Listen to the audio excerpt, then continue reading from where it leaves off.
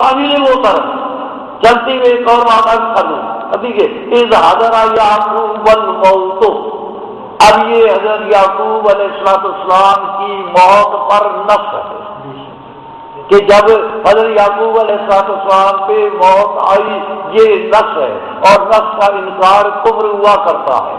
اب شیطان کے بہکاوی کے اندر آ کر لوگوں کے اندر ایک نظریہ یہ قائم ہو گیا ہے، وہ کہتے ہیں نبوت اور موت دو متضاد چیزیں ہیں، نبوت اور موت دو متضاد چیزیں ہیں۔ یہ نہیں کہ ان کا کہنا یہ ہے کہ نبی پر موت نہیں آ سکتی، نبی پہ موت نہیں آ سکتی۔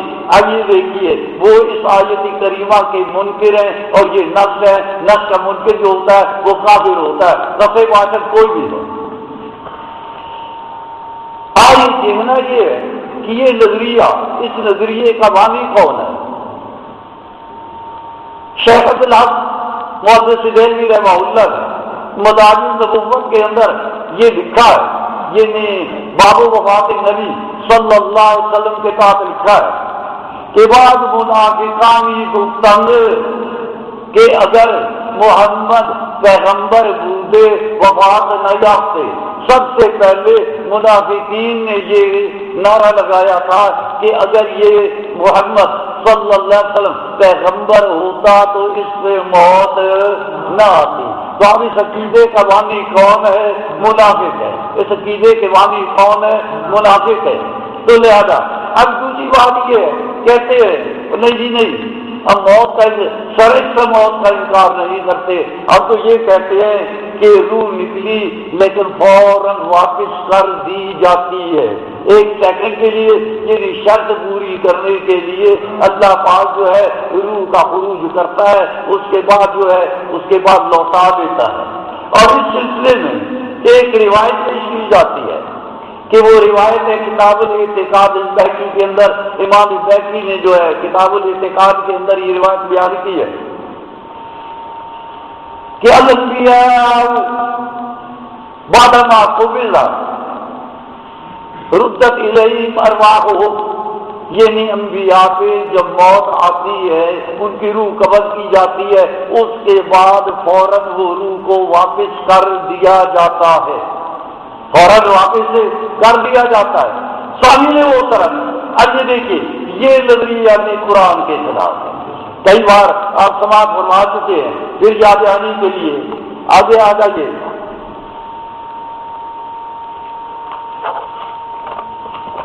سورہ بقرہ 3 پارہ،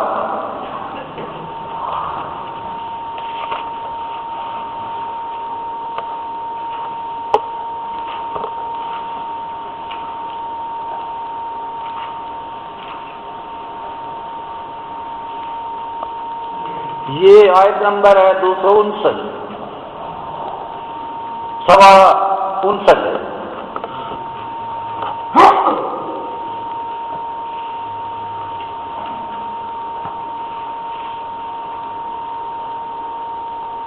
او کالذی مر علی قریۃ وہی خاویۃ علی عروشہا، مل گئی جی، یا کالذی مانند اس شخص کے مرہ گزرا۔ اب المارو کون ہے؟ یہ خضیر علیہ السلام، اللہ قریہ سے جو ہے بیت المقدس کا شہر مراد ہے۔ یہ حضرت خضیر علیہ السلام اپنی سواری پر سوار ہو کر وہاں سے گزر رہے تھے اور بیت المقدس کا شہر تباہ و برباد ہو چکا تھا اپنی چھتوں پر، وہی حاویۃ علی عروشہا، اور وہ اپنی چھتوں پر گرے ہوئے تھے، یعنی تباہ و برباد تھا۔ کالا حد کر کہنے لگے انا یحیی هذه اللہ بعد موتہا، کہ اللہ پاک اس بستی کے رہنے والوں کو دوبارہ کس طرح زندہ کرے گا۔ یہ نہیں کہ اللہ کے پیغمبر کو یہ انکار تھا کہ اللہ پاک جو ہے وہ پیدا نہیں کر سکتا، وہ یہ احیاء کا مشاہدہ کرنا چاہتے تھے کہ اللہ پاک قیامت والے دن مردوں کو کیسے زندہ کرے گا، احیاء کا مشاہدہ کرنے کے لیے فَمَاتَهُ اللَّهُ مِئَةَ عَامٍ، اللہ پاک نے حضرت خضیر علیہ السلام کو موت دے دی 100 سال تک، ثم بعثہ، پھر اس کو اٹھایا۔ کہا اللہ فرمایا کم لبثتا، تو کتنی دیر ٹھہرا؟ کہا اللہ عرض کرنے لگے لبثت یومن، ٹھہرا ہوں ایک دن، او بعض یومن، یا دن کا کچھ حصہ۔ کہا فرمایا بل لبثت مئۃ عام، بلکہ تو کہہ رہا ہے 100 سال. تعویل وہ طرف اب یہ قرآنی واقعہ بتا رہا ہے. اگر حضرت عزیر صاحب اب دیکھیے 100 سال تک اللہ پاک نے موت دے دی احیا کا مشاہدہ کرانے کے لیے قیامت والے دن میں مردوں کو کیسے زندہ کروں گا. اب 100 سال کوئی معمولی مدت نہیں ہوتی. اب اس دوران 100 سال کے اندر کئی تغیرات آئے ہوں گے، کئی تطورات آئے ہوں گے، کئی تبدیلیاں رونما ہوئی ہوں گی، بجلی کڑکی ہوگی، بادل گرجے ہوں گے، بارش برسی ہوگی، طوفان اٹھے ہوں گے، آندھی چلی ہوگی، پرندے دھاڑتے رہے، پرندے اپنی اپنی بولیاں بولتے رہے، انسان چلتے پھرتے رہے. لیکن حضرت عزیر علیہ السلام کو نہ انہوں نے نہ کوئی آواز سنی، نہ انہوں نے کوئی حال دیکھا، نہ انہوں نے کچھ محسوس کیا، نہ کوئی چیز ان کے ادراک کے اندر آئی. اگر ہوتا محسوس کرتے، دیکھتے، جانتے یا سنتے تو ان کا جواب یہ نہ ہوتا 100 سال کو دن یا دن کا کچھ حصہ کبھی بھی نہ کہتے. تو یہ آیت کریمہ اس بات پر دلیل ہے کہ انبیاء علیہ السلام جب وفات پا جاتے ہیں تو ان کی روح اس دنیاوی جسم کے اندر نہیں ہوتی، بلکہ مثالی جسم کے اندر وہ ہے اعلیٰ علین کے اندر اللہ پاک کی نعمتوں سے متمتع ہو رہی ہوتی ہے. سمجھ کے بات. اب دوسری بات، اب جو ہے دارالعلوم دیوبند کے مدرس اور مفتی سید اصغر غلام صاحب جو ہے ایک رسالہ لکھا تھا خضر حیات، اور اس میں انہوں نے یہ لکھا کہ تمام علماء جانتے ہیں کہ حضرت دانیال علیہ السلام جو ہے وہ اللہ کے نبی تھے، رسول نہ تھے، اور اللہ پاک نے انہیں علم و حکمت سے نوازا ہوا تھا، اور وہ حضرت موسیٰ علیہ السلام کی شریعت پر لوگوں کو چلاتے تھے اور تورات کی تعلیم دیتے تھے. حضرت عمر رضی اللہ تعالیٰ عنہ کے زمانہ میں جب حضرت ابو موسیٰ کی صفت الاری کے ساتھ سوس کا شہر فتح ہوا تو وہاں ایک مکلف مکان کے اندر، یہ سب کچھ وہ لکھ رہے ہیں، ایک مکلف مکان کے اندر حضرت دانیال علیہ السلام کی جو ہے نا وہ میت مبارک ملی، جس کو انہوں نے فارس کے قانون کے مطابق، رسم و رواج کے مطابق خوشبوئیں لگا رکھی تھی، دوائیں لگا رکھی تھی، اور اس میت کے کسی عضو اور حیث اور صورت کے اندر کوئی تبدیلی واقع نہیں ہوئی تھی.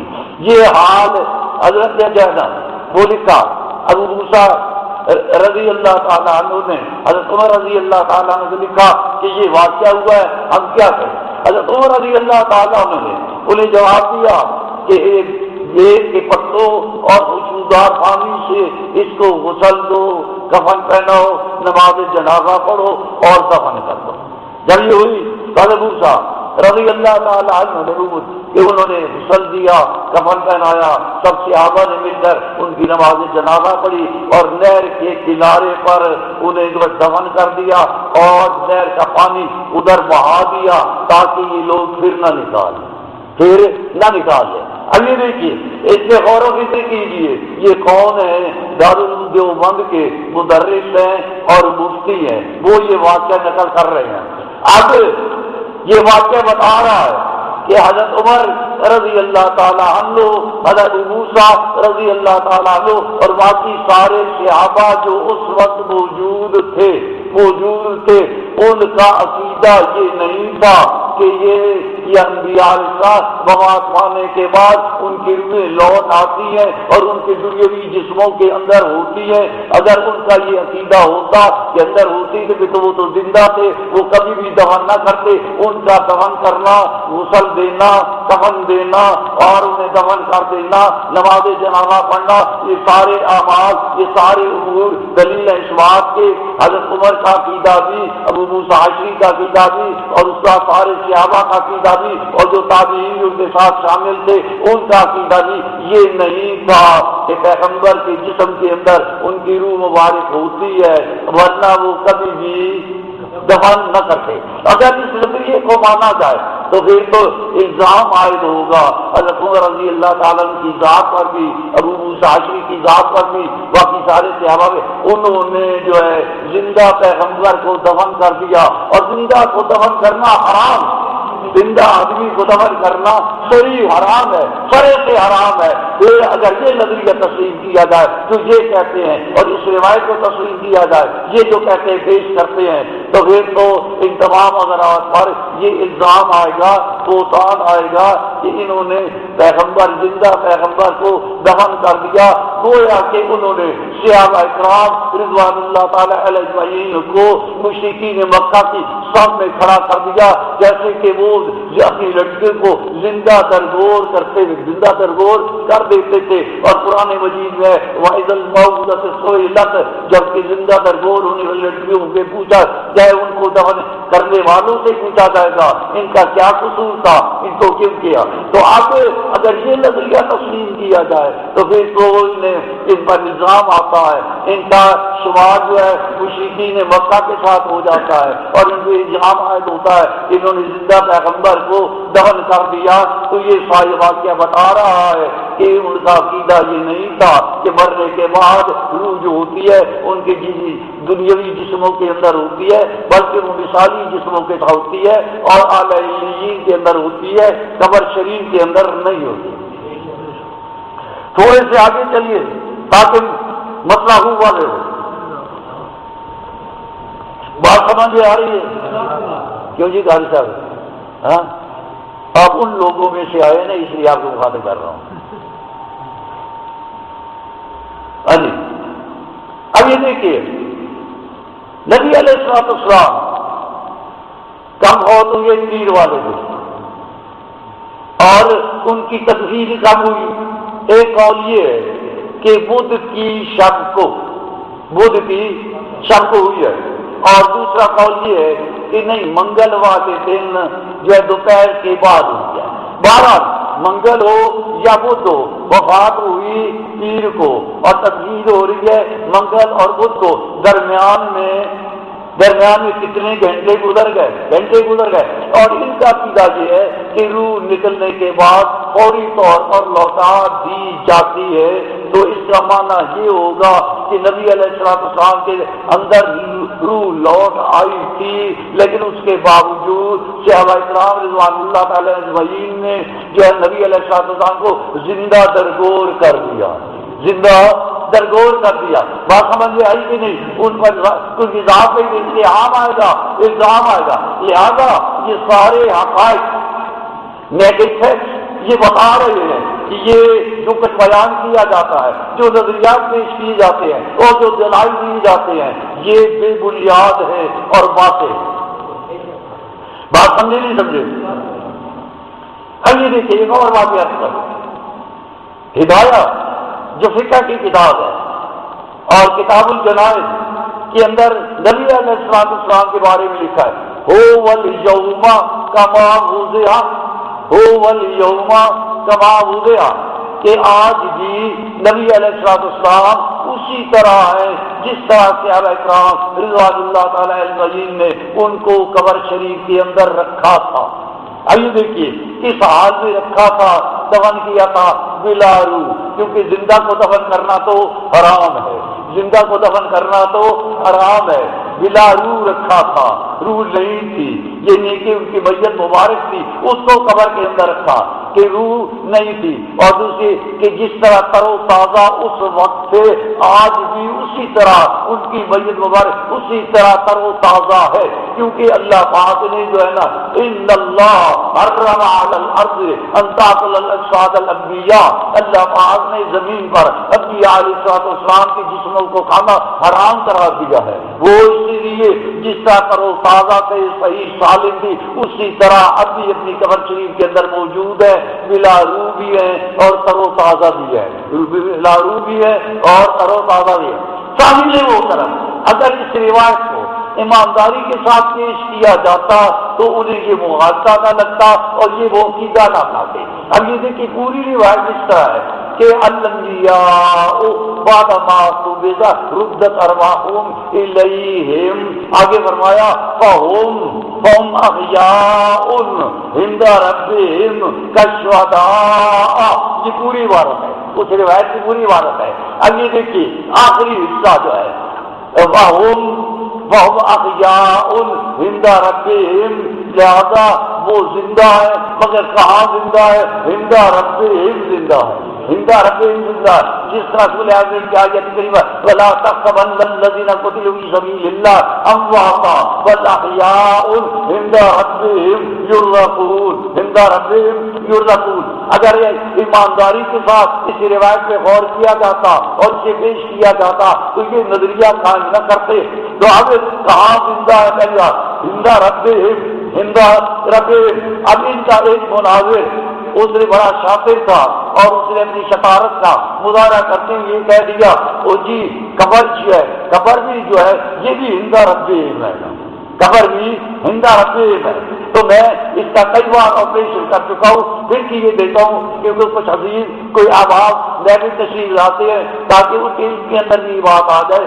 عند ربهم جہاں بھی قرآن مجید کے اندر عند ربهم آتا ہے، عند اللہ یا عند ربهم یا عندہ یہ الفاظ ہی آتے ہیں تو اس کا معنی یہ ہوتا ہے کہ عند ربهم سے مراد عالم بالا ہوتا ہے، دنیا نہیں ہوتا۔ دنیا کے مقابلے میں عالم بالا کے لیے یہ آتا ہے۔ اب چند مثالیں عرض کرتا ہوں، انشاءاللہ بات بالکل واضح ہو جائے گی۔ سورۃ النحل نکال لیجیے۔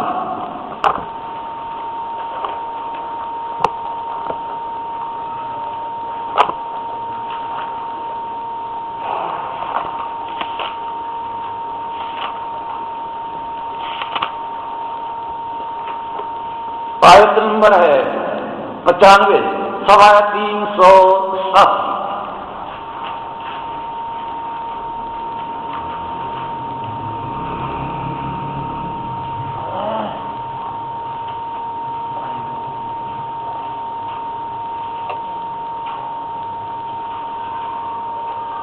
کہ عند ربهم عند اللہ وغیرہ جو الفاظ آتے ہیں یہ عالم دنیا کے نہیں آتے، عالم بالا کے لیے آتے ہیں، آسمان کے لیے آتے ہیں، عرش ہے اوپر آتے ہیں۔ اب یہ دیکھیے آیت نمبر ہے 95 وَلَا تَشْتَرُوا بِآيَاتِ اللَّهِ ثَمَنًا قَلِيلًا، اور مت بول لو بدلے اللہ کے آج کے بول تھوڑا، جن جو اللہ کے ساتھ تم وعدہ کر چکے ہو اس پر قائم و دائم رہو، قائم و دائم رہو، جن اللہ کے ساتھ وعدہ کیا ہو۔ اب یہ ایک اور بات یاد کر لوں تاکہ الجھن نہ ہو کہ مت مول لو بدلے آج اللہ کے ثمن قلیلا مول تھوڑا، تو کیا زیادہ مول لینا جائز ہے؟ نہ نہ، مراد یہ ہے کہ دین کے بدلے میں جتنا بھی معاوضہ دیا جائے گا، یعنی ایمان بیچ کر، دین بیچ کر، حق بیچ کر جو بھی کمایا جائے گا وہ ثمن قلیل ہے، وہ ثمن قلیل ہے۔ انما عند اللہ هو خیر لکم ان کنتم تعلمون، بے شک عند اللہ جو چیز اللہ کے پاس ہے وہ خیر لکم وہ بہتر ہے واسطے تمہارے، ان کنتم تعلمون اگر تم ہو جانتے۔ ما عندکم، آئیے اب تقابل آ گیا، ما عندکم ینفد جو تمہارے پاس ہے ختم ہو جائے گا، وما عند اللہ باق اور جو اللہ کے پاس ہے وہ باقی رہنے والا ہے۔ اب تقابل ہو گیا نا۔ اب ما عندک سے عالمی دنیا مراد ہے، ما عندکم جو کہ تمہارے پاس ہے تم دنیا میں ہو اور تمہارے پاس جو مال و دولت ہے ینفد یہ ختم ہو جائے گا، ختم ہو جائے گا، وما عند اللہ باق اور جو اللہ کے پاس ہے وہ باقی رہنے والا ہے، باقی رہنے والا ہے۔ تو یہاں عند اللہ سے عالم بالا مراد ہے، عالم بالا مراد ہے، عالم دنیا مراد نہیں ہے۔ اور یہ بات ادھر کی نہیں ہو رہی ادھر کی ہو رہی ہے، فرش کی نہیں ہو رہی عرش کی ہو رہی ہے، عالم بالا کی ہو رہی ہے، عالم دنیا کی نہیں ہو رہی۔ بات سمجھ میں آئی؟ لہذا اس مناظر کا یہ کہنا کہ یہ خبر بھی زندہ ربهم ہے یہ بالکل غلط ہے، بالکل غلط ہے۔ اب یہ دوسری مثال سورۃ القصص نکال لیجیے۔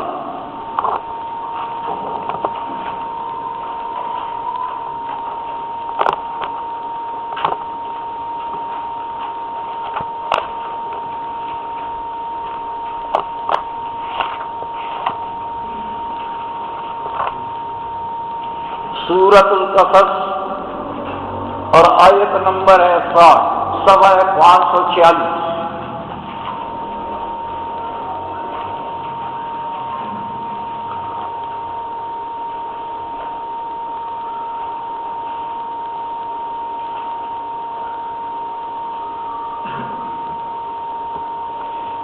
وما أوتيتم من شيء ومتاع الحياة الدنيا وزينتها وما عند الله خير وأبقى أولا تعقلون۔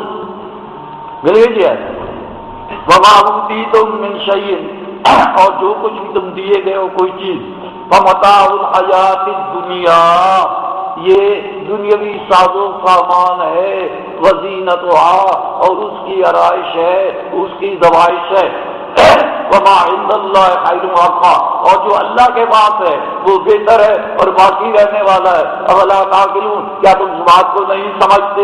اب یہ دیکھیے، یہ ومتاع الحیات دنیا، یہ جو آیا ہے ما عند اللہ، یہ دنیا کے مقابلے میں آ رہا ہے، دنیا کے لیے نہیں آیا، دنیا کے مقابلے میں آ رہا ہے، دنیا کے مقابلے میں آ رہا ہے۔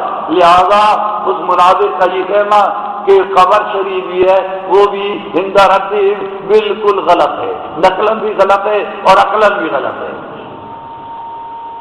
اب یہ جی آ جائیے سورہ جمعہ میں آ جائیے،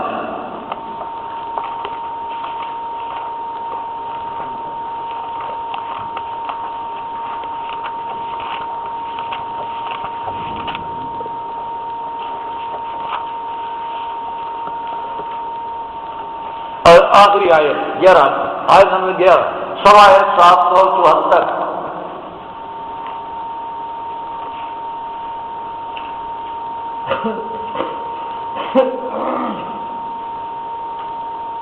قل ما عند اللہ خیر من اللہ ومن التجارہ واللہ خیر الرازقین۔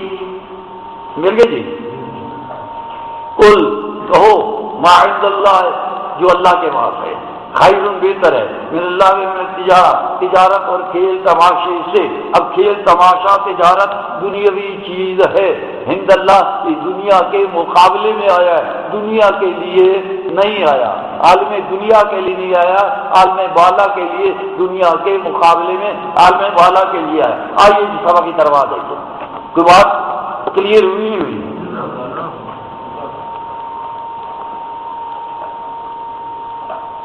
اور آگے جو ہے آگے فہم احیاء عند ربہم، بات کلیئر ہو گئی نا؟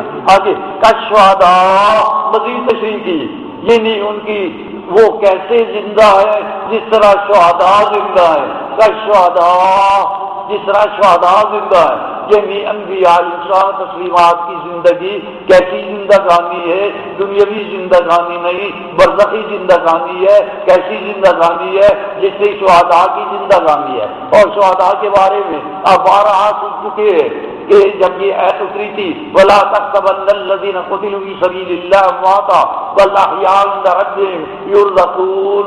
تو صحابہ کرام رضوان اللہ تعالیٰ اجمعین نے اس کے بارے میں پوچھا تو حضرت عبداللہ بن مسعود رضی اللہ تعالیٰ عنہ کا جب یہ آیت اتری تھی تو ہم نے نبی علیہ السلام سے اس کے بارے میں پوچھا تھا،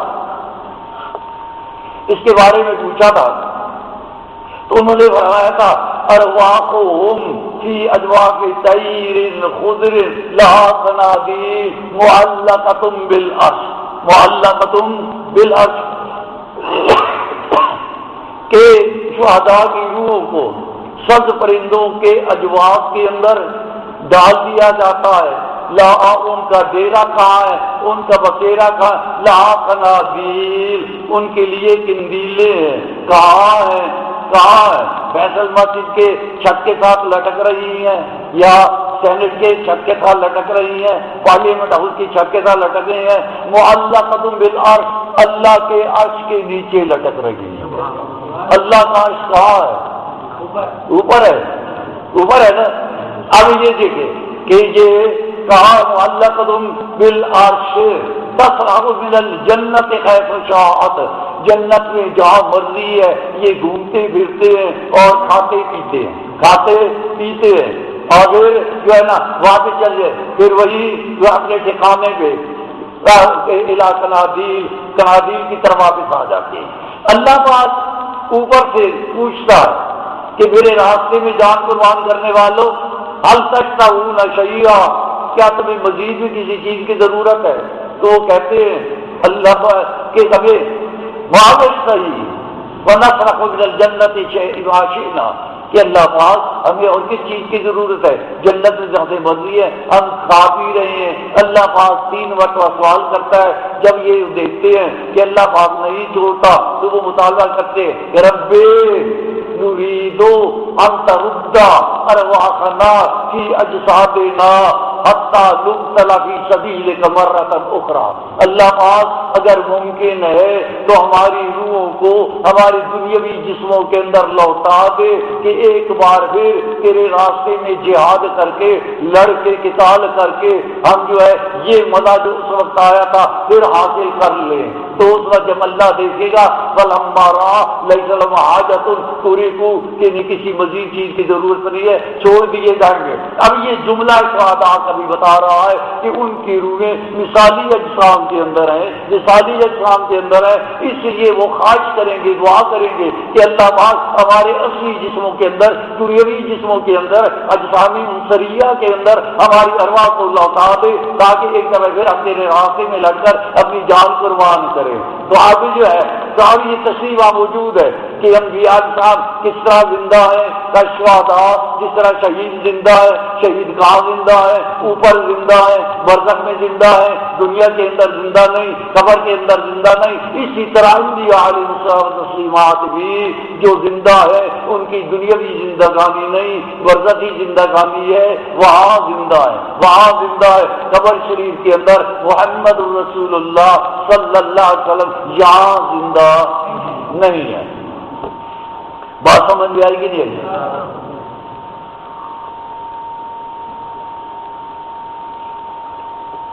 اتنی تشریح کا بھی ہے، باقی رہنے دی۔